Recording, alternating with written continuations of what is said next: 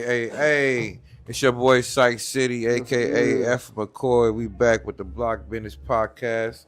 And the host with me is Haas in the building. Haas in the building. Hey, we got my Yes. boy right here, man. We go way back since I was a teenager type shit, you feel me? He original OG for real, he a real one. And he got a lot to talk about, but let him know your name, brother. Hey man, my name is the Ball Game, man. Let me say something, man. I appreciate you brothers for having me, man. Nah, dope, man. It's been a long time coming. I mean, me and you been talking about doing it for a long Right. time. You know, we done fellowship together. We went to check out CeeLo. Right. That was a dope event, man. But for the people who are not familiar with you, man, I just want to know, like, where were you born? And let's start off with, like, what schools you went to. Well, for me, I was born in San Diego. Started off in Linda Vista. You know what I mean? LV, what up? Yeah, that's where back in those days. That's where the hub was for a lot of black people. Moms ended up moving us down to 33rd Street and on the west side. Much respect to my West Coast homies, because I grew up with them for the most part. Went to Stockton, went to Memorial Junior High, and in '77, my mama moved us across the bridge at 35th and Ocean View. When I moved across the bridge at 35th and Ocean View, that's where that Central City thing started, which ended up originally now as the 59 Brims City. Okay. Can you shed a little bit of light? Because what we like to do is get the origins of things. Shed a little bit of light on Central City before we even move forward. Well, Central City wasn't a Blood or Crips set.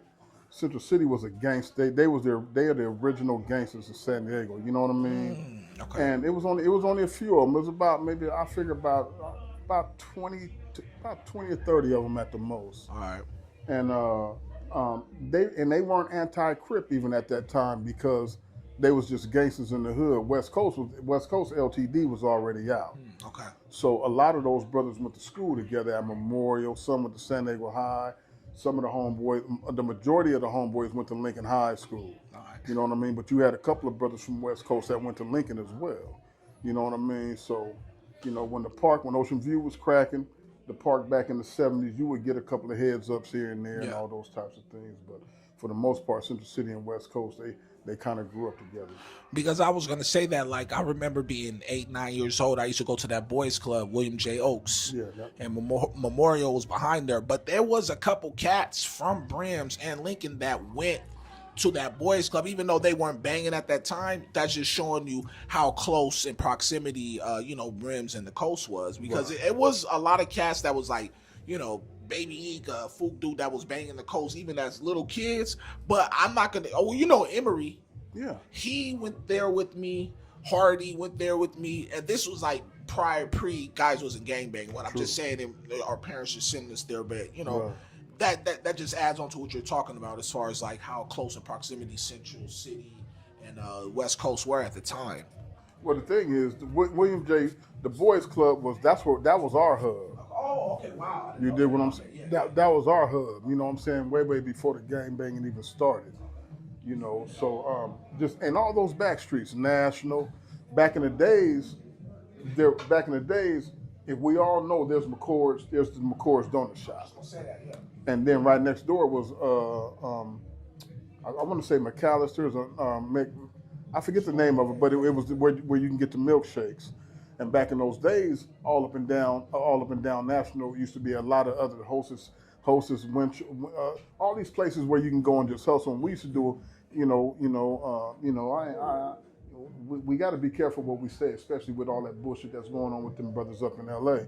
But back in those days, we used to just get our hustle on up and down the street, make money every once in a while, jump through a window, get us, and all those types of things. So. Yeah. The average thing that the young cats was doing back then, right? Yeah. Hey, so your upbringing over there, you said in the Brims, right? Yeah.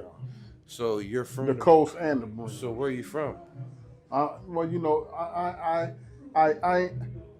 originally from West Coast, but I'm an original Brimster. Okay. You see what I'm saying? Yeah. I grew up. I started in the coast, but I never cripped. Yeah. So I was never a Crip. Yeah. But all my homeboys was Crips. Yeah. I played baseball at Memorial Junior High School. At Memorial Park. Yeah. So all the homies, Aaron Simpson, Deuce, who we call YOC. OC, Timothy Sneed, Donald Scott, Ford. I can just name. It's just so Mike, Crazy Mike, Stacy Singer. There's too many to name, but them is all those brothers is my original homeboys. And then when my mama moved us across the bridge, that's when it started being the big Gator Fields, the Hardy Smiths, the John Masseys, the Dexter Johnsons, and all these type of people. But at this time, you got to think about it. I'm only 10 years old. Yeah. And these brothers is 20, 21. Yeah. You know what I mean? And the Voodoo Kings Motorcycle Club was down there on Ocean View at the time. And then the Cobra Club was where, if you go down Ocean View right now and you look at the wreck, there used to be a hill right there. Yeah. And if you pass Baker's Elementary School, you couldn't even see down in there, but that's where the Cobra Club Motorcycle Club was at. Yeah. That's what's up. So as far as I know you do music. I met you when I was a kid. I was signed to Everett's label, Out the Gate Records. I was 17 years old when I met you. And I know that you had a band. I know you're a musician, bro. I am. To me, like, so I looked at you like, you made me go to school and get my shit with, I played acoustic guitar and I played the piano when I was a kid, but I just like the acoustic guitar better. But I seen you move, man. Like, what pushed you to do that? Like, well, you know, when I was a kid, my grandmother bought me a drum set. I think I was maybe around 4 or 5 years old. It was just one of them little kiddie drum sets. Yeah. But I think it really tripped my mother and my grandmother and my grandfather out that I was really playing. Yeah. You know what I'm saying? Back in those days, we had the small little transistor radios. And those transistor radios only had 2 or 3 channels on them. And one of them was an R&B channel. My mother would put the music on and she would just tell me to play, and I would play. Just off the ear. And then, by the time I was 12 years old, I was playing keys and drums in the church. Yeah. You see what I'm saying? What would you say is like your specialty instrument-wise? Well, I'm a drummer, but I play bass line keys. Okay. You know what I'm saying? And I can hold a note. You know, I can hold a note vocally as well. You know what I'm saying? So and from what Syke talking about, I had a band. My first band, we was a 6-piece, and we called ourselves The Taste. You know what I mean? And we were rehearsed down in my mama's house down in the we had a downstairs room when they used to come and see me, and we would put on a whole concert, because what we was doing, we was rehearsing. You know what I'm saying? A 9-song, 2-song set, and we was playing cover tunes, everything from Cameo, Parliament. Another thing that I did that a lot of people don't know is I started learning how to play the talk box, because Zapp and Roger's my favorite group. Yeah. You know what I mean? So so that's what Syke is referring to. First auto-tunes. Yeah, first, yeah. But I had the actual. I still have it to this day. I had the actual I had the DX100. I still have it to this day. With the slobbery tube. With the slobbery tube and the EV horn and the EV horn. But guess. Yeah, you know what I'm saying. That shit. But guess who showed me how to use it? Roger himself. Ooh. I used to work for Smokey Gaines. Smokey Gaines used to own Smokies down in Mission Valley. Yeah, hey, speak on that, because even my mom, she's older than you, but she would, because commercials for Smokies would come on 92.5. You know what I'm saying? And she'd be like, yeah, we going to Smokies. Or what was the other one, man? It was Smokies, Bogies, Rasputins. Rasputins, and Bogies. Yeah. Talk to them. Bogies, dog. The commercial would be on 92.5. You brothers is too young. Y'all too young. But I remember, because Galaxy Glenn. What was his name? Galaxy Glenn. Galaxy Glenn and DJ Gill. Woo, DJ Gill. I know him more. I know his name more. Galaxy Gill and DJ Glenn were the original DJs back in those days. Yeah. And young King Arthur, much respect to him, was King Arthur. King Arthur was coming up under them at that particular time. You dig what I'm saying? So I was such a Zapp fan and Cameo, because Cameo and Zapp would come to Smokies all the time. And Smokies is a small venue. And Zapp and Cameo, if you put them together, they would fill up the sports arena. Easy. But because they had this good relationship with Smokey, who was one of the biggest promoters in San Diego at that time. Yeah. And Smokey would hire me to go and put up the flyers on top of the telephone pole and sell tickets. Okay. And all these types of things. So whenever the band came into town, when they bus would pull up in the back of Smokey's, right there, I would be back there waiting to help the band take their equipment off the bus. Yeah, and that's how a lot of people back in the 80s, 70s, that's how you pay your dues, offloading records, you know what I'm saying? Making sure you set up, and then that way, slowly but surely, your opportunity will land. But like, something just came to my mind. Speaking on the talk box, when do you think the talk box really came into play? What year? What year? Well, you guys got to think about. There's a white boy that did it first on his guitar, Peter Frampton. Okay. All right. Yeah, I ain't know that, Jack. Yeah. So now you do. So Peter Frampton would play it on his guitar. Roger made it a lead instrument, and Roger made it a lead instrument, playing the keys with it. Yeah. And I forget the name of the first keyboard that he used, but he transitioned from that keyboard. It was a bigger keyboard. And if you guys go on YouTube and look at some of the old school Roger concerts, he was using that old school keyboard. Yeah. So one day, let me tell y'all what happened. So I'm taking equipment off. Roger got a brother. His name is Lester Troutman. He an asshole. Yeah. He's a drummer. The boy's a bad drummer. He was Roger's little brother. He the one that clapped him, right? No, he ain't the one that clapped him. It was the older brother that did that. And Larry, he was, that's a different weirdo. story. He was a weirdo, actually, especially for doing what he did. Yeah. So weirdo. anyway, to your own brother, for jealousy. Anyway, I'm gonna make a long story short. I was helping out with the equipment, blah blah blah, and at the time when the band come in, after they do set up the equipment, they do their sound check. And when you do a sound check, you're basically playing the whole set. Yeah. Because the audio guy, he's checking everything. So when it's time to do the show for the fans, everything is already everything is already taped off with numbers where this is supposed to be, where this is supposed to be IQ'd, all this. So sound check is a serious thing before a concert, right? It for sure is. So I was sitting on the sound checks and I was watching all this. So I asked Roger, I was a little skeptical to get at him, because of his status. You just don't want to walk up to him. And I think at that time I was probably about 17, 18, 19 myself. And I just stepped to him. I said, man, how do that work? How do that, And he was like, hey, young brother, let me show you how this works. And he was showing me how he was piecing up. There was an EV horn, all this type of stuff. And then he said, can you hear that? He would play, and the sound was coming through the tube. So if he's playing so rough, so tough out here, you're thinking he's singing it. He's not saying, he's going, okay, but he's playing it, and it's coming through the mic as words. And it fucked me up. But I can see the equipment that he was using. So I hope that he's watching this, but my homeboy Tony Sylvia and Rod DeRiller, who used to be two of the baddest producers here in San Diego, he had a DX100 Yamaha keyboard. It's a small keyboard. I have two of them now. Yeah. You know which one it is. And that's what Roger was using. I ended up going to go get two of them. Everything that I seen Roger had, I went to Guitar Center, which was on El Cajon Boulevard at the time. This was back in... I remember that. On 80 by 86, 87.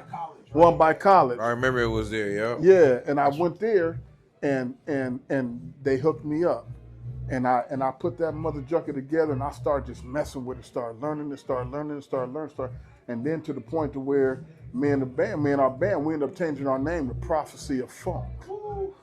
Yeah, y'all shit is tight. I watched a couple of y'all shows. Yeah. When I was younger. And we did a Roger set at the Homegirl Tisa's hair show down, which used to be the Red Lion Hotel down in Fashion Valley. Yeah. And we fucked them up. Yeah, I remember that. I remember seeing y'all get down a couple times, cause I was fucking with Royal Crown. So my first shows was with them at the Belly Up. At the Belly Up, yeah. So I started off when I was rapping. I started off with a live band. We didn't have the CDs and the shit then. It was a live band. I was rapping on. They do funk. You know they do funk. Yes. So they taught me a lot. They the reason why I transitioned to what I transitioned to. But I used to see y'all and compare y'all, and y'all was just funk. If y'all would have been like together, that shit would have been a dominating. But let me tell you who was in the band. We got Anthony Edwards, he from the hood. Yeah. We got Jan Pratt, he from the hood. Woo. We got Tommy Black, he from Emerald Hills. We got Hubert, he from Emerald Hills. Come on. Then you got me, I'm from 5'9". You dig what I'm saying? Yeah. And then we had Mark, which was a non-affiliate, but he used to love the Bloods. Okay. Let's go. I need y'all. Yeah. Shit, well, Anthony, you know, and we'll talk about that off the record. I gotta. I didn't need the whole 6. You don't, but let me tell you something, man. Now, when we was working on the Vicious Beat Posse album. Hold up, man. Vicious Beat Posse, man. What's the significance? Before you even carry on, what's the significance of Vicious Beat Posse to San Diego hip hop, man? Speak on. I know, but cats need to know. Man, Vicious Beat Posse was the first group to sign a major record label, man. MCA. I sat in on a majority of those meetings. Let's go. Carry on. You dig what I'm saying? ICB and Dizone is my cousin. ICB is like a brother to me. Yeah. You dig what I'm saying? They were the group DBX along with Let. You know, I wasn't no rapper, but when they got on stage, I would get up there and perform I would act like a Flavor Flav. Yeah, okay. You know what I mean? I would be the hype man, just on the mic a little bit, you know. Yeah. But I was responsible for bringing the whole crew together. Let's go. Which was Earn, PG, Gangsta Earn, PG, D-Mac, and ICB and DJ Let at the time. All of them were rappers in the hip hop. I'm like he said, I'm a funkster. I'm a funkster. But let me tell you one thing. And you guys can ICB rest in peace. My brother just died about 4 months ago. Peace, rest in peace. Yeah, I saw that. Yeah, I saw that online. So Much condolences. He just passed away. Earn is gone. And get that Dizone. When we first came out with that when they did the Vicious Beat Posse album, Gil produced it. Rod Riddler had a hand in that, and my homeboy Tony Sylvia had a hand in some production. And ICB did the majority of the writing, but me, because we all lived in the same house, me, Dizone, and ICB was sit in the back room, puff on a little bit of herb and drink them 40 ounces of Old English. Yeah, man. And we were right. And they were, at the time, they were trying to be on this conscious shit, you know, the shit that Public That's Enemy what's and all popping, that. Yeah, with the African symbol. We was on that, you know. Yeah. That was, if you didn't have that, you was a sellout, man. But the thing was, we was hustling, selling dope, and we was gang banging at the time. Okay. So the persona at the time really didn't fit what we was doing. You know, and then when Earn came along, him and PG, that's when we switched up the concept. Man, we about to start writing some gangster shit. Let's go.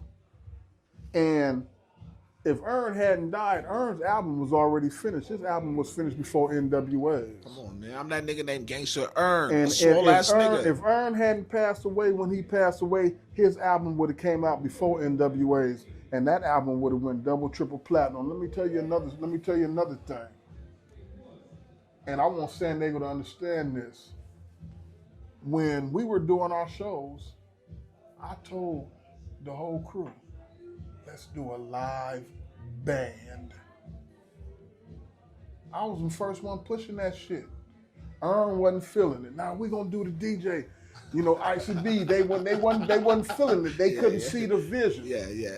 I mean, that wasn't known. I mean, that wasn't something that was common back in 88, 89 with bands. Now it's something that we all want. But back then, you know, it was hard. Aside from well, they should have looked at it because Run DMC, even though they wasn't rock, they were acting rock, right? They did the rock song. you mean? Walk This Way? Yeah, they did Walk This Way. Yeah, they that's a did. rock They song. did. They did. I That's a put them rock to the song. top. Yeah. They in the Rock and Roll Hall of Fame because of that shit.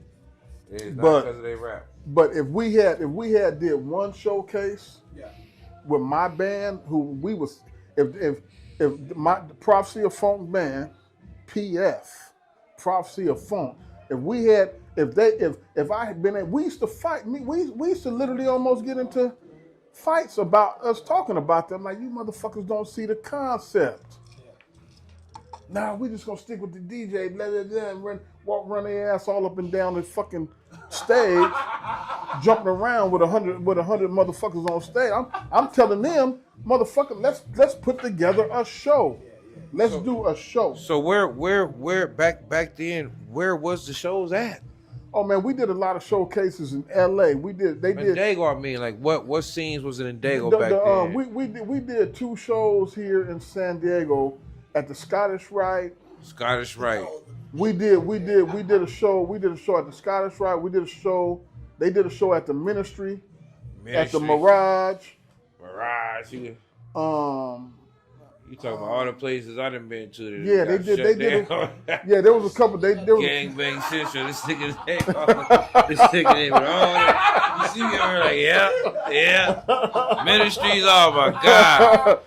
Man, that ministry was a wicked. Motherfucker, man. So we did the Palladium with New Edition and Tony when they first came out. Then they did the showcase. They did 15 of the cities I couldn't go at the time because I had just started working for the city. So they did a 15 city tour, and then when they got to Houston and Dallas, I met them in Houston and Dallas. Yeah. We did Houston, Dallas, San Antonio, Austin, Arizona, and then all up and down the California coast on that album. Okay. And Lou Silas Jr. was the one who signed. Wasn't he? Yeah, he was like with Uptown or Motown or Gerald Busby and them. He signed all of them. He signed all the. Lou was responsible for Bobby Brown, New Edition, Guy. Because remember on that movie, he was the one that set up the New Edition Bobby Brown song, right? You know? Yeah. Because he was like this. He talked to New Edition and it was minus Bobby Brown. He's like, yeah, so we're gonna do all the cities that. Oh, and Bobby's going. And he just walked. That was Lou. He ended up dying. He passed away. I want to say he had an ailment. I want to say he had something. Should do a movie on that dude. Yeah. You kind of look him up But Lou was a cool dude. And it was this punk motherfucker named Daryl Sutton, who was our manager at the time, that Lou had gave us an $800,000 budget and ran off. And this punk motherfucker. That name sound familiar, Larry Sutton. Daryl Sutton. Daryl Sutton, huh? Yeah, you know what I'm saying? If I can see him right now, he got to catch the fade. He and I would go, he would take me with him to a lot of the meetings. Okay. You know, because at the time I'm hustling, I got money, you know, and I got a brand new Mustang off the lot. I had a 5.0 white with the white top Dayton's on it. We'd push up to LA and that motherfucker, it was 5-speed, pull up at MCA Records and shit off of Wilshire, and I would sit in on the meetings. And it would be about 15 people in these meetings talking about this album. Let's go. You dig what I'm saying? So I'm sitting in the, Daryl's sitting where I'm at, I'm sitting behind him, you know, and then after the fact, you know, I was kind of a little crazy motherfucker trying to get at the bitches. Louis used to think I was funny. He said, hey, Mike, come kick it with me.